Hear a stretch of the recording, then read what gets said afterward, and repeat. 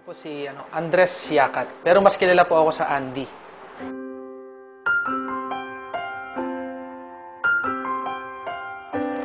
Pinanggalingan kong pamilya, hindi naman ganoong kayaman. Sabihin natin na nakakaraos araw-araw. Ang nanay ko, tindera sa palengke. Ang tatay ko naman, magsasaka. So, yung buhay namin, nung time na doon ako naninirahan, talaga umiikot lang sa bukid.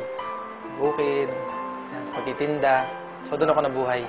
Sa pag-aaral, bali nakatapos din ako nung pag-aaral na Electronics and Communication Engineering. Sa 4 na magkakapatid, ako lang yung nagkaroon ng pagkakataon na mapag-aral. Kaya natapos ko,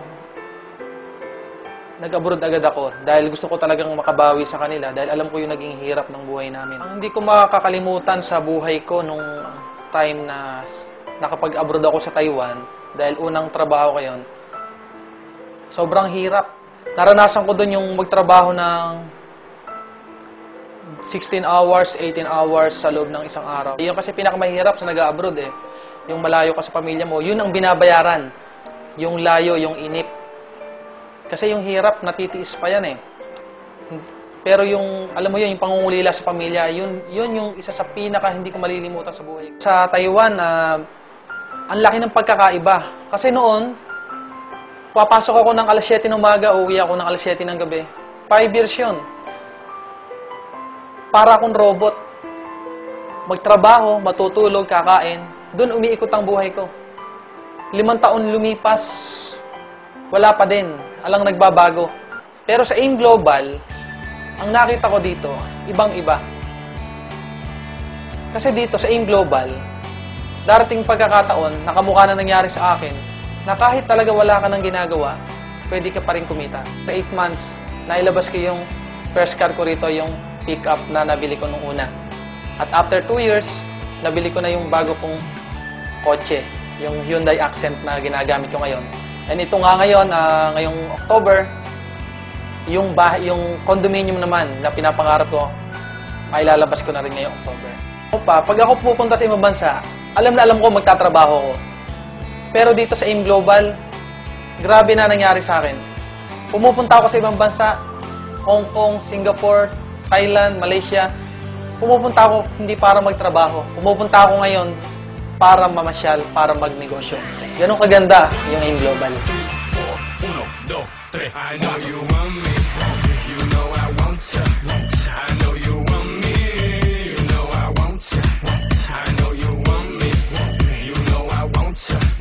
I know you want me. You know I want you. 1, 2, 3, 4. 1, 2, 3, 4. Rumba.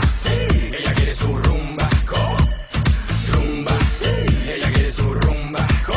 Si es verdad que tú eres guapa, yo te voy a poner gozar. Tú tienes la boca grande, dale, ponte a jugar.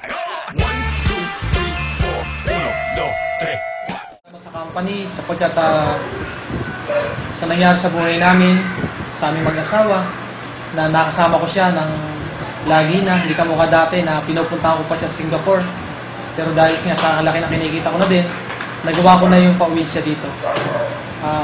Yun ang isang bagay na hindi ko makakalimutan sa kumpanya. Very thankful talaga ako sa AIM Global dahil now magkasama na kami ng asawa ko. Kasi before, nagtatrabaho ko bilang nurse sa bansang Singapore. So sa aming bago-bago pa lang mag-asawa, ang mahirap doon yung naghihiwalay kami dahil kailangan ko magbalik ng Singapore para ituloy ko yung trabaho ko doon. Sa AIM Global, sa mga bumubuo, sa mga may-ari, maraming salamat po sa inyo po na ginawa sa amin. Dahil po sa inyo, nabago po ang buhay po namin. Maraming salamat po. Mabuhay po ang AIM Global.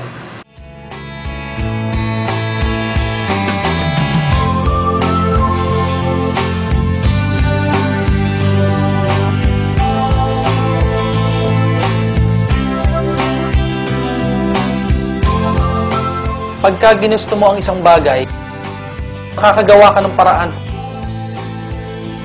Wala sa galing o talino. Ang importante pala, kung talagang walang-wala na mapagkukunan, kahit ano gagawin mo.